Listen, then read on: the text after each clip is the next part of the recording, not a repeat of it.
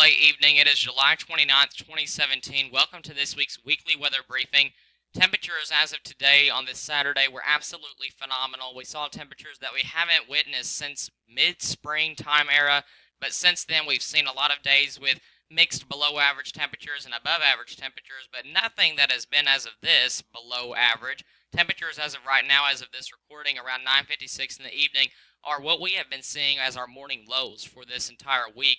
Some of our morning lows haven't even gone this low. So to see these lows this low in the night as of 9:30, 9:30, 10 o'clock time frame, we're going to see those temperatures dropping off about another 10 degrees before we see them hit rock bottom for tomorrow morning. On Sunday morning, temperatures will be hitting off at around the upper 50s to low 60s, temperatures that we haven't seen since the late May and early June time frame. So something that we haven't seen in a while. You might even have to grab the light jacket. It will be a little cool in the morning, but once that sun rises, those temperatures will continue to climb the thermometer very, very quickly and very rapidly. So don't get too used to this cool down.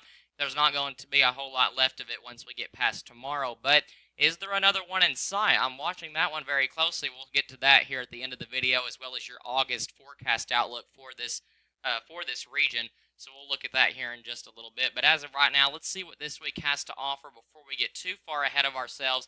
It looks like most of this week is actually not going to be too boring. We're going to have a cold front enter the picture once we get towards the middle to end of the week. That's going to help boost our rain chances and the humidity and temperatures as well, right ahead of that cold front. So this cool down that we're witnessing right now, it's not going to last much longer, but at least we had it while we did. To have that kind of weather in the late parts of July is absolutely incredible, something that you probably haven't seen in years, at least in the month of July. August can have some cool downs like we have today, but July is really a month where it's more phenomenal because it's less likely to happen. So if we go towards Sunday and then on Monday, dry weather will continue to last into the middle part of our work week. Once we get to Wednesday, that humidity is really going to feel like it's increased a lot. So will the temperatures. By Tuesday, we're already seeing temperatures topping out around 90 degrees, and so will they on Wednesday as well. Wednesday afternoon is probably going to be our first day with actual rain chances. Can't rule out an isolated shower on Tuesday, but Wednesday is when I expect to up those rain chances to around 30%, and maybe even up to 40%. The GFS is being pretty bullish on rain chances for Wednesday. Once we get towards Thursday, though, I think the rain chances are going to be even higher. And then again on Friday, when that cold front begins to near our region, it will begin to boost those rain chances up in a very concentrated area right ahead of that cold front. If we see any low pressure like the GFS has attached to that area of concern where that cold front is, then we could always see that boost in those rain chances occur when you have that more lift in the atmosphere, when you have those low pressure systems attached to it. This last cold front that we had come through around Friday, that was a real-time cold front, ones that you don't really see in July. This one made it all the way down to the Gulf Coast and even further than that. And there's another one that I'm watching, this cold front right here, and it could make it even further than what the one this last weekend did, which means it's going to be bringing in some very cool Canadian air that we haven't seen in a long time. Air like today, but it might even be cooler than what we've seen today. So that's why it's going to be something that is going to be even longer ago that we've seen. And so really, these cold fronts at this time of the year, it's very hard for them to make it this far south because there's not a whole lot of upper level wind that's pushing these cold fronts. So they end up just really stalling out somewhere and just kind of putting the brakes on, and they just relieve all of that moisture that they have built up, and they just put it down all in one area, basically. And so one area always ends up getting a washout, storms after storms, washout after washout, day after day. When those cold fronts stall out, we've had it happen in our region several times in the summertime, and people down south, mainly in the mid-south and around the Gulf Coast, get it happen to them a lot because the cold fronts usually they don't make it that far south. But this cold front, it looks to make it well to the south, maybe even past Florida. So it's going to be one heck of a cold front if the GFS is correct. I'm watching it on the European, the CFS.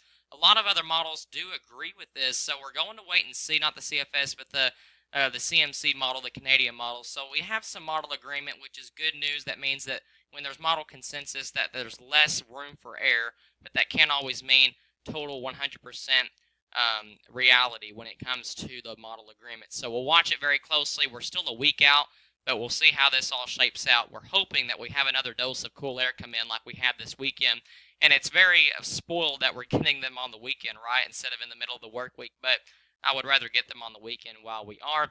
Now, if we look past this week, it looks like we're going to see some more summer type August air build back into the region, and that is going to play a big role into our temperature department and our temperature anomalies for the month of August once we get towards the middle of August.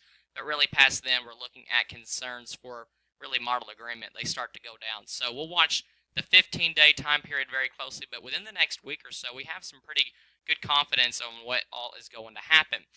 Let's go ahead and look at what the map looks like for this cold front before I start to talk about what we could expect in August. If we look at the day, this would be our day 3 outlook. So this would be on Wednesday. You can tell here's that blue triangle line. That would be our cold front. If we go into Thursday, you begin to see it sagging southward, an area of low pressure up in towards Michigan.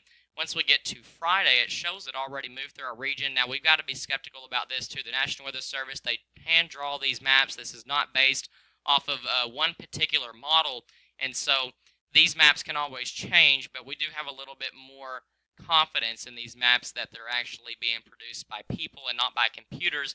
And so, with that being said, we're thinking around Friday would be the time when we think the cold front will clear our region, but that's not going to be total confidence as of right now. If it moves through Thursday, then Friday might end up dry, sunny, and nice like it was today.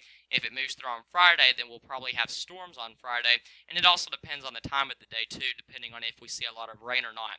By Saturday, it already shows it already down towards the Atlanta area, Mobile, Alabama, New Orleans, back towards the Houston area. So it looks like it's going to go pretty far south, and even past day 7, it looks like it's going to maybe stall out and become stationary. They don't have it stationary yet, but it probably will become stationary right in this area because it doesn't look like it's going to make a lot of progress right after it passes through our region. High pressure building in behind it, pretty good high pressure for this time of the year, pretty strong high pressure, so that means that more likely we're going to see some cool sunny weather come back into the region like we saw this weekend.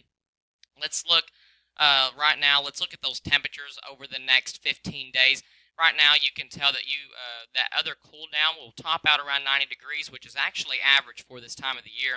Morning lows will be struggling to get above 70 degrees, so these low to mid 70s that we've been seeing in the morning, don't get used to that anymore because it looks like that's not going to be really something that we're going to have to deal with until maybe we get towards mid-August when I said we might see that heat rebuild. But until then, we have a lot of cool mornings to look forward to and even some cool days. You can tell by next weekend, and I expect these temperatures to go down, but it shows next Saturday and Sunday shaping up to be the 2 nicest days over the next week, just like today and tomorrow will end up being. So looks like maybe even the morning lows are showing to be a little bit cooler. We'll see how this trend continues. If this trend's cooler, if this trend's warmer, we'll just have to watch that very closely over the next week. Now let's go back and see what we have in store for maybe the month of July. I've already looked at this a little bit over the last few days, and it's been a challenge trying to figure out what all's going on because when you look at long-range stuff, you can't just look at your specific area. You've got to look at stuff well far north, well far west of you, where everything's coming from, and you've got to look at the big picture before you can start to look at the small, discrete details. And I've been watching a few specific areas that I've been noticing when we've been getting cooler periods.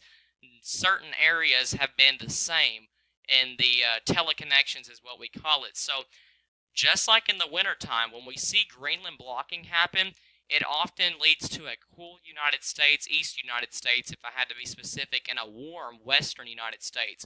Leads to a trough in the east and a ridge in the west. A ridge equals warmer, drier conditions, and a trough usually equals wetter and more cool conditions. So with that being said, you notice this cool period that we had this weekend. Notice those higher heights starting to make it into at the 500 millibar level around Greenland. And this would be because we have a very strong ridge just off the coast of Greenland. I say just off the coast, several hundred miles to the southeast of Greenland, we have a very strong ridge of high pressure trying to nudge its way in there. Meanwhile, just in the Gulf of Alaska, we have a lot of stormy weather, cool weather happening there.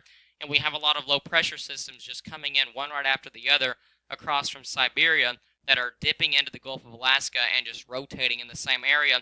And if we get one strong enough, just like the one this weekend, it came from up there. Watch the one that comes in this coming weekend and notice where it starts to come from. Here it is right here. You notice this little nudge, this little nudge in the this little nose, sort of say, poking out of those greens over here to the north and east. Notice how it begins to come down, and it just takes control of the central and eastern United States. A stronger trough than is what it's showing right now than what we are experiencing right now on this weekend. But notice where it came from. I'm going to backtrack it. Notice where it came right. See, there's that nose right there.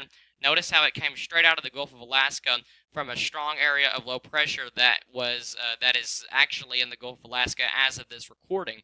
And then it begins to move down south and hits our region. But at that same time, you have that strong ridge over here just off the coast of Greenland, and then you have this stormy weather over here.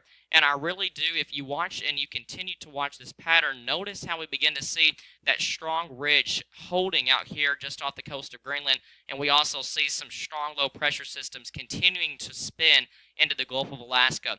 If this pattern continues, and there's always an exception, like the GFS shows a ridge around the middle of August, there's always an exception as to those warmer periods. But overall, I do think that August is going to end up slightly below average in the temperature department, and we will probably end up with slightly below average precipitation as well, because I do think that a lot of our precipitation is going to be rode along the coast of the Gulf Coast, the Gulf of Mexico coast around Louisiana, Mississippi, Alabama, Florida. And I do think that a lot of our rain is going to stay mostly down there, and because a lot of cold fronts will be coming through and stalling out in those areas instead of around our region. Always an exception. There could always be a cold front that does that in our area, but I do think a lot of them are going to make it through our area, which is going to lead to cooler than normal temperatures and could overall lead to a cooler than normal August. And I'm not just saying that because we have a cold front coming in this weekend that looks strong. I'm saying that because the pattern that is favoring this upcoming cool down is going to be a pattern that looks to be favored throughout the rest of the month of August and maybe even further into the fall. We'll have to wait and see how September shapes up once we get later on into the month of August. But like I said, August slightly below average in both precipitation and temperatures. We'll see how it shapes out. Let's look at what the cold front is going to bring as far as precipitation is concerned for this upcoming Thursday and Friday time frame. Notice nothing really as far as rainfall totals through Wednesday. Once that cold front nears our region, we're going to see those rainfall chances at least increase once we get towards Thursday and Friday. Mostly it looks like this isn't going to be a cold front, that it might be a washout as of right now, but it looks like one that could bring some raindrops to some local communities, and so we'll have to watch that very closely. But until then, I hope that all of you have a great week, and hopefully we'll get that welcomed cool down this upcoming weekend like we well deserved this past weekend. Have a great week.